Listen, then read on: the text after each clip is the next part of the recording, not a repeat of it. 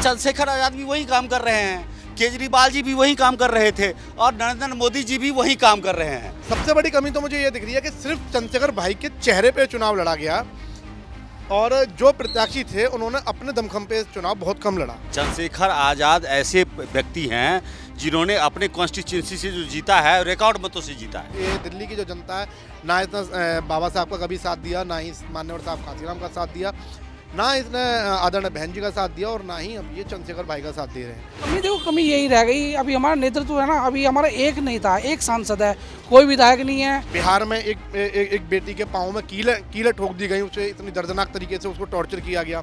और अभी मुरादाबाद में आपने सुना होगा 14 साल की बच्ची के साथ हुआ। इस समय मेरी मौजूदगी देश की राजधानी दिल्ली में है। अभी हाल ही में विधानसभा चुनाव हुए और विधानसभा चुनाव का परिणाम आप लोगों के सामने आया। परिणाम में आपने देखा होगा लगभग बीजेपी ने 26 साल बाद यहाँ पर अपनी सत्ता बनाई है।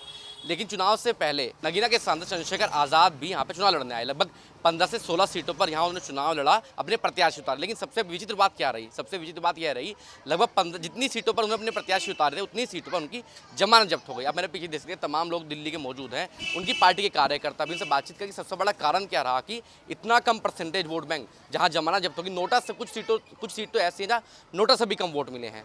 क्या नाम है आपका?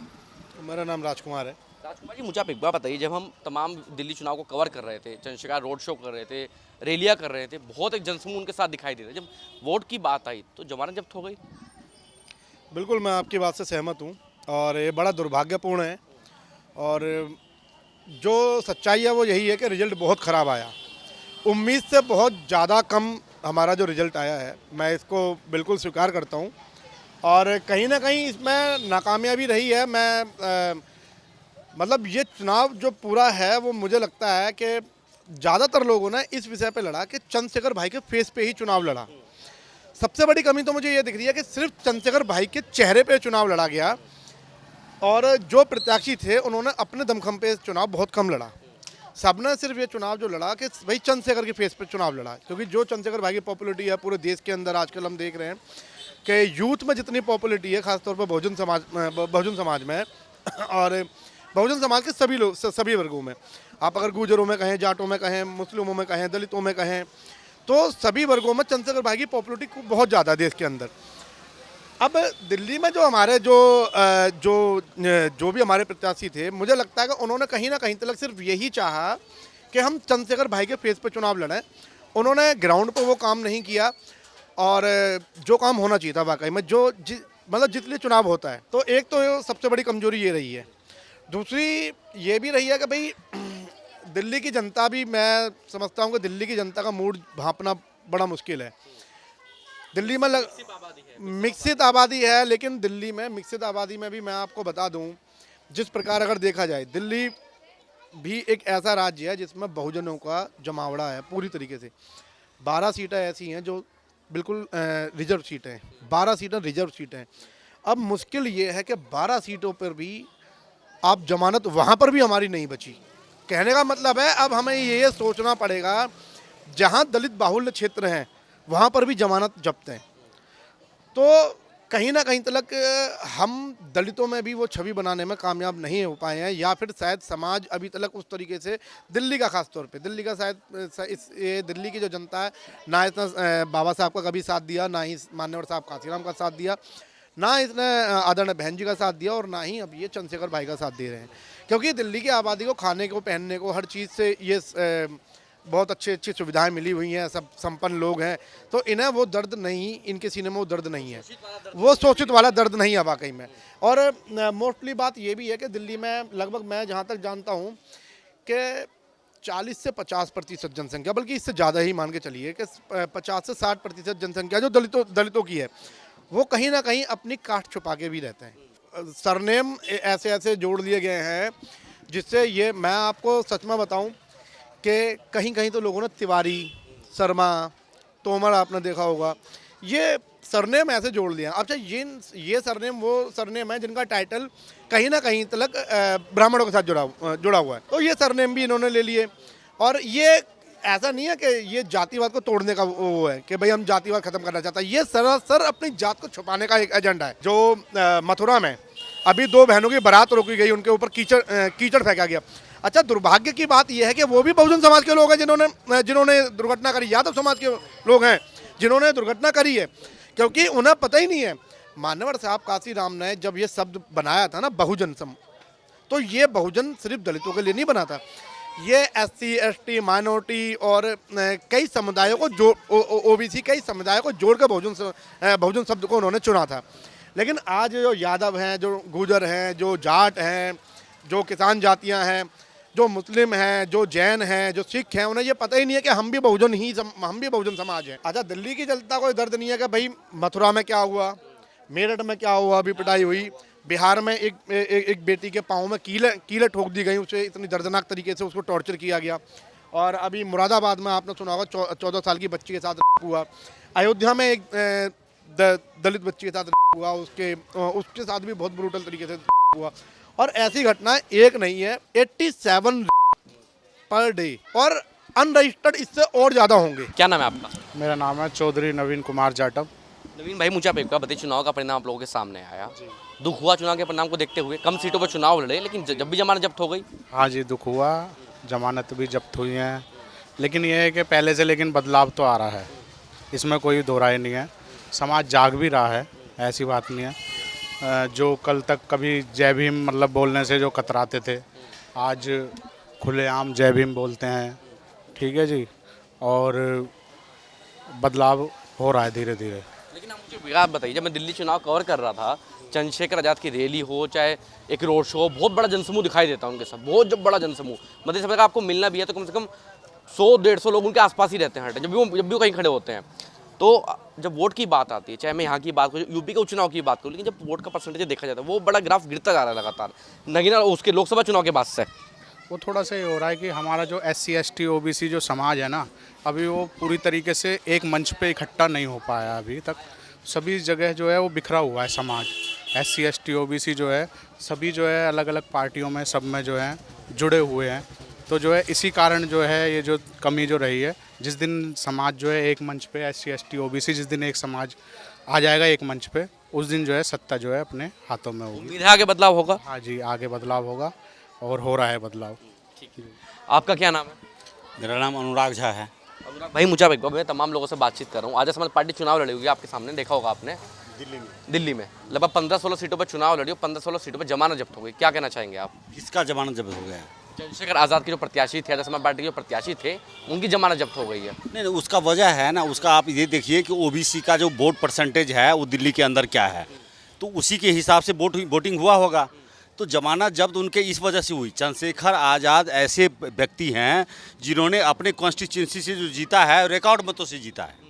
मैंने जितना तक वो किया है, अपने कॉन्स्टिट्यूंसी से रिकॉर्ड मतों से जीता है।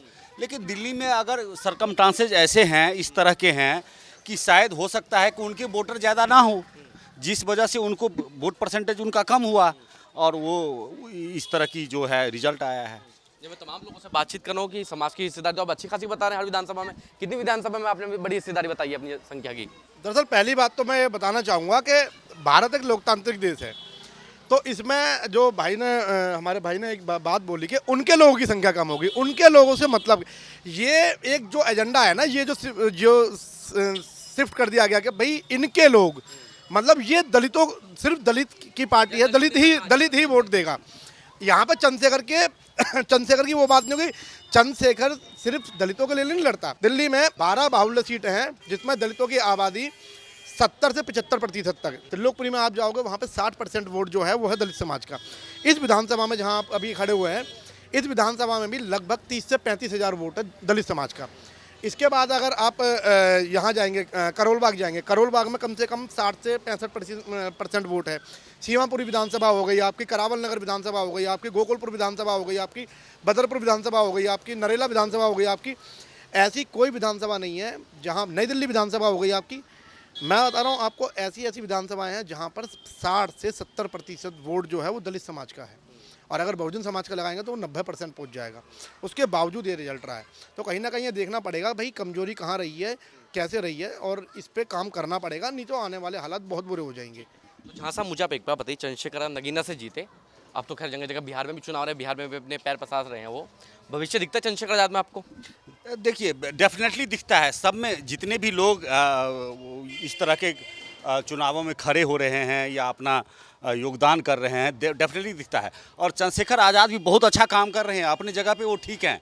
वो अपने लोगों को, राजनीति का मतलब क्या होता है, राजनीति का मतलब यही होता है कि जो भी नेता राजनीति में हैं वो चाहते हैं कि हमारे जो लोग हैं, जो हमारे को वोटिंग करते हैं, हम उनके जीवन स्तर को ऊपर उठाएं।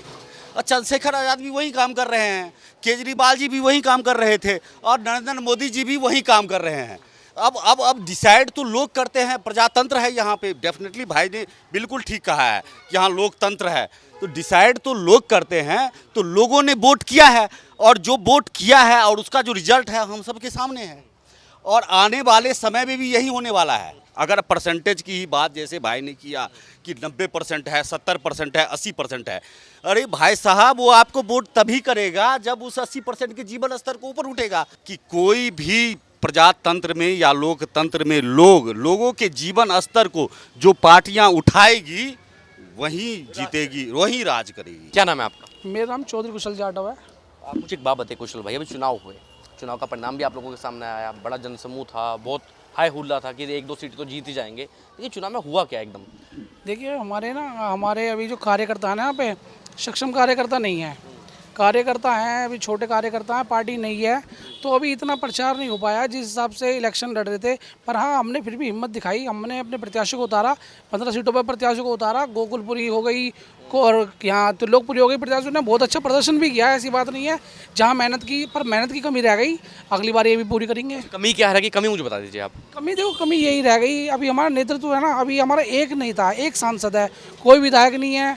तो जो एक ही नेता दिल्ली में भी दौरा करता है, एक ही नेता पूरे भारत में दौरा करता है, तो थोड़ी नेतृत्व की कमी रह गई। अखिलेश यादव भी तो एक ही नेता है। तो अखिलेश यादव के जो सांसद है उनके बहुत सांसद है, संसाधन है। नेता की बात कर रहे हैं आप, नेता की बात। पे सब चीज़ है ना, साधन संसाधन सब है। हमारे लोगों पे साधन संसाधन बहुत कम है अभी। तो अभी जब जैसे सक्षम होते जाएंगे हम आगे लड़ते जाएंगे। तो आगे भविष्य दिखता है? बिल्कुल दिखता है जी। 2027 में यूपी में चुनाव है, भारी मतों से अगर सरकार नहीं बनाएंगे, पर भारी मतों से बहुत सारी सीट, बहुत हिस्सेदारी रहेगी। आपका क्या नाम है? मेरा नाम बालकृष्ण पुष्कर है जी। आप मुझे एक बात बताइए, चुनाव का परिणाम आप लोगों के सामने आया, दुख हुआ परिणाम को देखकर या खुशी हुई कि चल पहली बार चुनाव लड़े हैं, थोड़ा तो परसेंटेज पाया कम से कम? नहीं, इस बात का दुख है जी। हमने जो इलेक्शन में थोड़ी मेहनत कम कर पाई, क्योंकि हमारे पास संसाधन कम थे, तो उसकी वजह से ये हमें दिक्कत हुई है। अब बाकी आगे जो इलेक्शन होंगे उसमें हम पूर्ण मेहनत करेंगे और परिणाम अच्छे होंगे। आपने चुनाव की राजनीति लगातार देखी होगी, सबसे बड़ा कारण, एक लूप होल मुझे बताइए, कारण बताइए, आज असम पार्टी का वोटिंग परसेंटेज कम क्यों जा रहा है, गिरता क्यों जा रहा है? चाहे मैं यूपी की बात करूँ, चाहे यहाँ की बात करूँ, चाहे कहीं मुंबई की भी बात करूँ, महाराष्ट्र की बात करूँ, वो जो वोटिंग परसेंटेज है वो क्यों नहीं उठ रहा है? सर, हमारा समाज थोड़ा सा अभी इधर उधर भटक रहा है, तो उसकी वजह से थोड़ी सी दिक्कत आ रही है। आगे भविष्य है? बिल्कुल पक्का। आप देख रहे हैं नेट्रिक न्यूज, साहस सच कहने का।